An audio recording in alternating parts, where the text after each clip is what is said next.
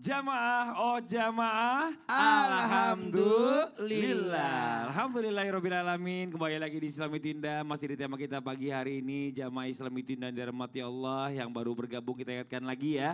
Masih di tema hal tidak wajib saat puasa tapi pahala luar biasa. Tadi dijawab nih ada pertanyaan dari Ustadz Maulana ke Ufaira. Apa sih yang suka dilakukan Ufaira? Tadi Masya Allah Ufaira bilang sering ikut orang tuanya bagi-bagi takjil di pinggir jalan. Suka infak di masjid, suka sedekah di bulan puasa. Nah Masya Allah yang luar biasa nih. Coba kita minta guru lagi, guru kita Ustadz Maulana lagi untuk melanjutkan apa yang tadi terputus di segmen sebelumnya Ustadz Maulana. Silakan, Fadil Ustadz. Iya, izin Habib dan Ustaz Sam. Masya Allah, tabarakallah, Ufaira, macah. Iya ada macanya di belakang namanya. Macah aja deh. Jamaah, bersedekah atau berbagi di bulan suci Ramadan, dimanapun kita sudah sampaikan bahwa amalan ibadah di bulan Ramadan Allah lipat gandakan berkali-kali lipat. Bahkan barang siapa yang bersedekah, wa ma anfaqtum min syai'in fahuwa Allah ganti lebih banyak daripadanya. Sedekah apapun akan bernilai utama kalau dilakukan di bulan suci Ramadan. Walaupun seteguk air, walaupun sebiji kurma. Ini luar biasa loh. Walaupun mungkin dia tidak berbagi, tapi justru dia yang melayani. Itu melayani orang berbuka puasa. Ini ada secara khusus ada namanya pembagian takjil yang disebutkan tadi Ufaira, bahwa ini juga bahagian daripada pahala yang luar biasa. Siapa yang memberi buka puasa maka akan mendapatkan pahala seperti orang yang berpuasa tanpa mengurangi pahala puasa orang berpuasa. Jadi kalau dia memberikan takjil buka puasa dan yang mendapatkan manfaat itu ada 50 orang, maka dia akan mendapatkan pahala puasa 50. Wow, enak banget dong. Iya, karena tidak semudah itu ada orang bisa berbagi. Untuk makan diri sendiri aja kita kadang-kala repot. Harus milih ini, harus duduk dan sebagainya, harus zikir. Bahkan ada orang nungguin buka puasa aja lemes bukan main. Dan ada orang yang diberikan kekuatan fisiknya, kekuatan batinnya untuk berbagi. Justru untuk melayani orang-orang yang sedang berbuka puasa. Ini hebat loh. Ini satu hal, apalagi sampai dia rela-rela pagi-pagi pergi ke pasar, siangnya masak, kemudian ngaturin, kemudian nata lagi, kemudian habis itu dia bungkus lagi, kemudian berjalan lagi untuk dibagikan. Itu luar biasa. Sekali lagi, itu luar biasa.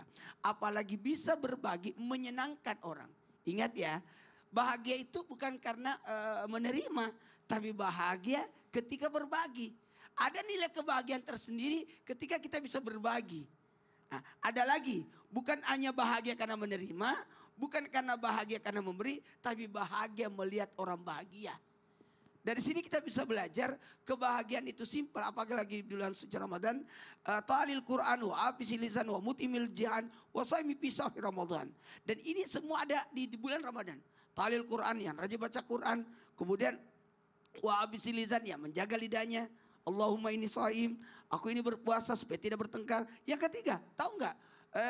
Memberi makan orang yang lapar. Saya rasa semua sepakat.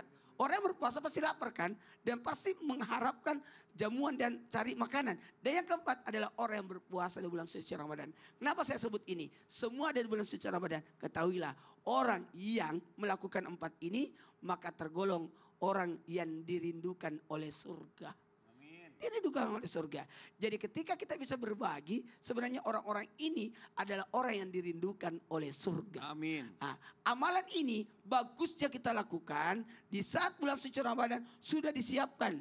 Dan ada nih buat jamaah di rumah. Tahu nggak? Tidak usah jauh-jauh, berbagi dengan keluarga sendiri. Berbagi dengan keluarga sendiri. Ibu masakin anaknya, suami dan siapin, ditanya. Itu kan luar biasa. Membangunkan anak untuk sahur itu luar biasa. Tanpa kita sadari bahwa sebenarnya begitu banyak kemuliaan daripada sedekah itu sendiri. Tadi di poin ketiga, Apa di poin itu? ketiga memberikan makan orang lapar. Ingat di waktu sahur dan di waktu maghrib, jangan di waktu zuhur atau asar berpuasa. Itu namanya dosa. Harus ada penjelasannya dong. Iya. Pada waktu sahur yang Ya bukan, makasih banyak sahur Ustaz. on the road. Sahur on the road. Masya Allah, jazakallah khair Ustaz Maulana. Oke, buat jamaah Islamitin yang ada di rumah kita lanjut lagi ya. Ini ada lagi sebuah video tayangan ini tentang tidur seharian saat bulan puasa. Gimana nih? Ini dia tayangannya. A'udzu billahi minasy syaithanir rajim.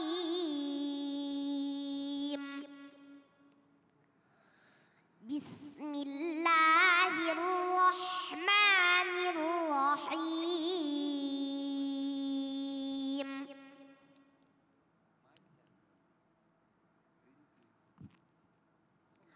Wal 'asr.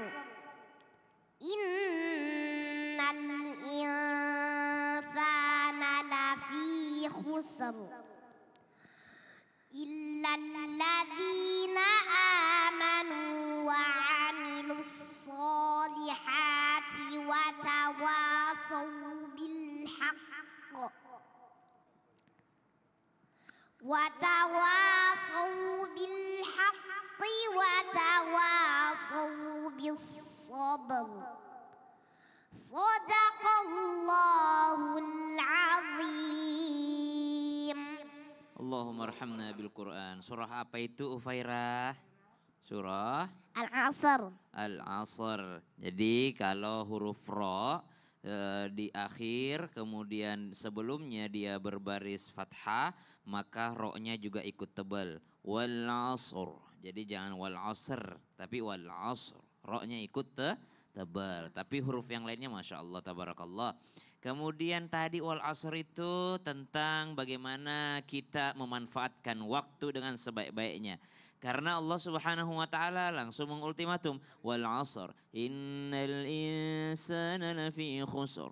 Sungguh manusia dalam keadaan rugi. Menyangkut apa? Menyangkut waktunya. Banyak orang yang pengen hidup lagi ketika dia sudah wafat nanti. Rabbi laula akhartani ila ajalin qarib. فأصدق وأكن من الصالحين. Kenapa pengen hidup lagi? Karena udah kehabisan waktu. Sudah kehabisan masa beramal soleh. Sudah kehabisan masa berbuat baik. Sudah tidak bisa lagi sholat di alam kubur. Tidak bisa lagi sedekah di alam kubur. Tidak bisa lagi puasa di alam kubur. Tinggal waktunya menikmati bagi mereka yang tidak menyia-nyiakan waktu ketika hidup. Tapi tinggal waktunya mereka menyesal bagi mereka yang menyia-nyiakan waktunya ketika mereka hidup. Sungguh bulan Ramadan ini adalah hadiah terindah dari Allah Subhanahu wa taala. Pernah para sahabat radhiyallahu anhum ajma'in itu bertanya-tanya kepada Nabi sallallahu alaihi wasallam, ya Rasulullah, kami ini cuma 60 tahun, 70 tahun sebagaimana engkau sampaikan ya Rasulullah. Umat terdahulu sampai ratusan tahun, bahkan ada yang sampai 1000 tahun usianya. Kami sama-sama beribadah, mereka juga ibadah, kami juga ibadah. Tentulah ibadah kami dikalahkan oleh mereka. Kenapa? Umur mereka sangat panjang. Tentu sholat mereka lebih banyak, puasa mereka lebih banyak, zakat mereka lebih banyak, ibadah mereka lebih banyak. Lebih banyak waktunya untuk beribadah kepada Allah. Kami cuma 60 tahun, dipotong masa sebelum balik 15 tahun, berarti kami ibadah cuma 45 tahun. Belum lagi bolong-bolongnya subhanallah. Maka dari keresahan para sahabat ini radhiyallahu anhu ajma'in, datang daripada hadiah Allah berupa bulan Ramadan. Bulan Ramadan yang mana sunnahnya menjadi pahala wajib. Wajibnya berlipat-lipat ganda pahalanya. Kemudian ada satu yang dikasih sama Allah. Khairum min alfi syahr. Satu malam yang nilainya sama dengan 83 tahun, 84 tahun, 1000 bulan. Maka ini bonus dari Allah Subhanahu wa taala. Kalau bulan Ramadan tidak digunakan sebaik-baiknya, maka sangatlah merugi. Penyesalan yang akan datang di akhir nanti. Jangan tunggu di kubur. Banyak orang menyesal ketika sudah tinggal 3 hari lagi Ramadan dengan mengatakan, aduh Ramadan akan meninggalkan kita. Seakan-akan dia sedih ditinggalkan Ramadan. Kemana waktu malam pertama Ramadan? Ramadan.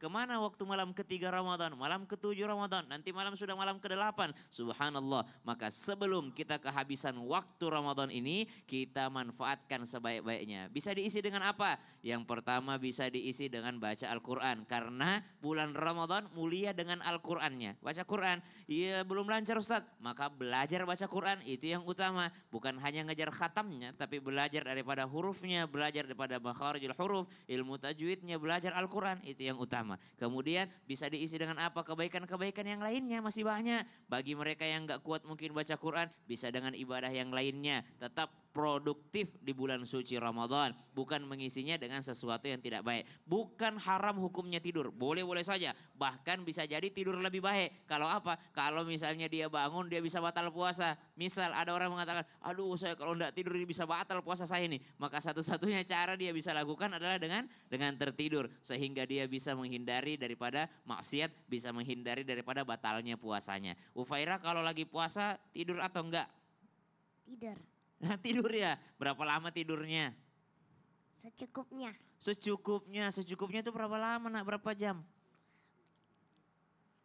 Gak tahu. Gak tahu pokoknya. Yang jelas kalaupun puasanya diisi dengan tidur, ingat di siang hari ada kewajiban selain puasa. Apa itu? Sholat zuhur. Di siang hari ada kewajiban selain puasa. Apa itu? Sholat asar. Jangan sampai kelewat sholat zuhurnya, kelewat sholat asarnya. Bahkan kalau di video tadi sampai takbiran. Sampai takbiran. Dari awal Ramadan sampai takbiran dia baru bangun. Ini Subhanallah. luar biasa ya kan, luar biasa. Ufaira gimana? Udah pegel berdiri terus. Kasihan sudah nemenin. Iya. Terima kasih banyak Ustaz Syah, Ufaira. Sini, Boleh Ufaira, duduk sini, sekarang. Oke, kita lanjut lagi nih buat jamaah Islam itu yang dirahmati Allah. Waktunya kita baca lagi nih curhatan-curhatan dari jamaah yang dikirimkan di sosial media Islam itu Indah. Kalau gitu kita kembali ke segmen curhat dong Ustadz. Iya, kami curhat. Oke, kita baca dulu ya curhatan dari Instagram @velin. Assalamualaikum warahmatullahi wabarakatuh. Waalaikumsalam warahmatullahi wabarakatuh. Selamat siang. Oh, selamat siang, masih pagi di sini Ustadz Maulana. Silakan Habib dijawab dulu Habib. Bismillahirrahmanirrahim. Allahumma sholli ala sayyidina Muhammad wa ala ali sayyidina Muhammad. Ingat bahwasanya hidup yang kita jalani ini sudah ditentukan oleh Allah Subhanahu wa taala. Tapi ada yang namanya takdir, ketetapan, jodoh, maut dan rizki. Ada yang namanya nasib. Nasib kita kalau mau menjadi baik berusaha semaksimal mungkin. Kalau mau jadi bagus berusaha untuk melakukan ataupun mengerjakan belajar yang rajin, les, bangun malam, menikmati pelajarannya, menghayati setiap yang diberikan oleh gurunya, niscaya akan dipermudah oleh Allah Subhanahu wa taala. Manusia yang biasa gumil lail, salat tahajud walaupun sebentar, itu lebih cerdas daripada teman-teman yang lain. Jadi biasakan salat malam walaupun 2 rakaat untuk mempercerdas pikiran kita, mempermudah besok apa yang mau kita pelajarin. Jadi buat teman-teman di rumah nih yang masih sekolah di SMP ataupun di SMA, ayo salat malam 2 rakaat. Dan bermunajat kepada Allah, belajar yang fokus, tinggalin gadget kalian untuk cuman melihat media sosial, tapi gunakan gadget kalian untuk mempintarkan diri kalian. Dengan belajar apa? Sekarang udah canggih, udah pakai AI. Jadi kalian bisa chat GPT. Untuk apa? Untuk lebih pintar lagi, untuk lebih mempelajari apa yang akan diajarkan oleh gurunya dan apa yang sudah dijelaskan oleh gurunya. Oleh karena itu, ayo maksimal dalam mempelajari apa? Mempelajari setiap yang ada, ya kan? Mempelajari setiap yang ada untuk mendapatkan hasil yang terbaik.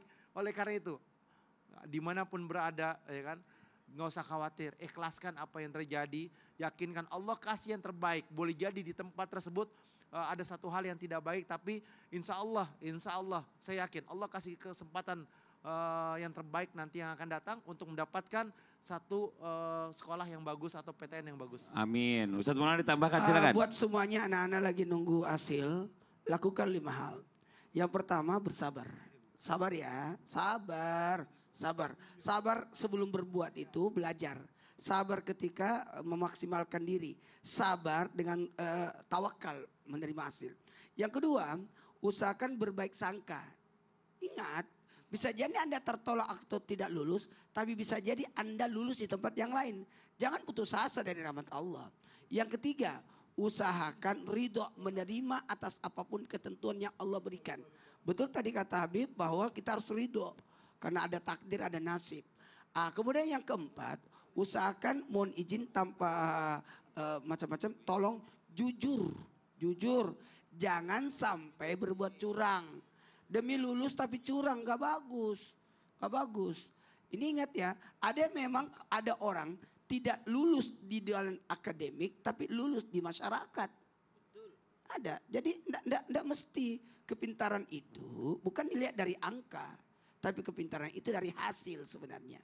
Kemudian yang kelima, akui. Jangan sampai tidak mengakui. Akui kekurangan.